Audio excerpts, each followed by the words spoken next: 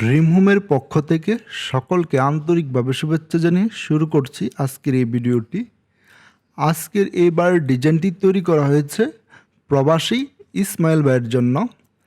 একদম কম জমিতে এবং একদম কম টাকায় কিভাবে এরকম সুন্দর বাড়ি তৈরি করা যায় তাই আমরা আজকের এই ভিডিওতে তুলে ধরব। আজকের এই বাড়িটির সাইড ওয়াল হিসাবে স্যান্ডউইচ প্যানেল ব্যবহার করা হয়েছে এবং উপরে রয়েছে প্রোফাইল টিন বা ইন্ডাস্ট্রিয়াল টিন। আপনারা যদি সাইডে আপনার ব্রিক ওয়াল বা হাফ বিল্ডিং করতে চান সেটিও আপনারা করতে পারেন। এই বাড়িটি তৈরি করতে 2026 সালের হিসাব অনুযায়ী টোটাল কতটুকু জমি লাগবে এবং কি পরিমাণ খরচ পড়বে তা সম্পূর্ণ এই ভিডিওতে তুলে ধরা হবে। সুতরাং ভিডিওটি না টেনে সম্পূর্ণ দেখার আমন্ত্রণ রইল। আপনারা যদি কেউ এরকম ডিজাইন নিজের মন মতো কাস্টমাইজ করে তৈরি করতে চান সেক্ষেত্রে আমাদের সাথে যোগাযোগ করতে পারেন। আমরা বাড়ি তৈরির সকল ডিজাইন করে থাকি। এটি হচ্ছে বাড়িটির ভিতরের অংশ। বাড়িটির ভিতরে প্রবেশ করতে পড়বে একটি রুম। এই রুমটি যতটুকু সুন্দরভাবে সাজানো বা সিম্পল করা যায় ততটুকুই করেছি, কারণ এই বাড়িটির তৈরিতে একদম কম বাজেট রাখা হয়েছে এবং এই বাড়িটিতে শুধুমাত্র 2টি বেডরুম রাখা হয়েছে।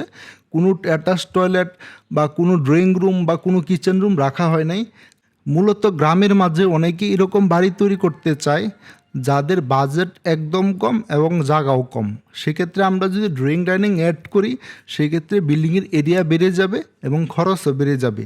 আপনার যদি পর্যাপ্ত পরিমাণ বাজেট থাকে সেক্ষেত্রে এটার সাথে আপনি অ্যাটাচ টয়লেট, একটা ড্রয়িং রুম বা একটা কিচেন রুম অ্যাড করতে পারেন। এটি হচ্ছে গ্রাউন্ড ফ্লোর। এই বাড়িটি তৈরি করতে আপনার পাশের জমি লাগবে 21 ফিট এবং লম্বায় জমি লাগবে 15 ফিট। এই বাড়িটি তৈরি করতে মোট জমি লাগবে 0.5% মতো। এই বাড়িটিতে রয়েছে 2টি বেডরুম। এদিকে রয়েছে একটি বেডরুম যার সাইজ হচ্ছে 10 ফিট বাই 11 ফিট 4 ইঞ্চি এবং এদিকে রয়েছে আরেকটি বেডরুম যার সাইজ হচ্ছে 10 ফিট বাই 11 ফিট 4 ইঞ্চি। 2টি বেডরুমই সেম। এই বাড়িটি তৈরি করতে 2026 সালের হিসাব অনুযায়ী মোট খরচ পড়বে 3,25,000 টাকার মতো। তা স্থান ভেদে কিছু কম বেশি হতে পারে।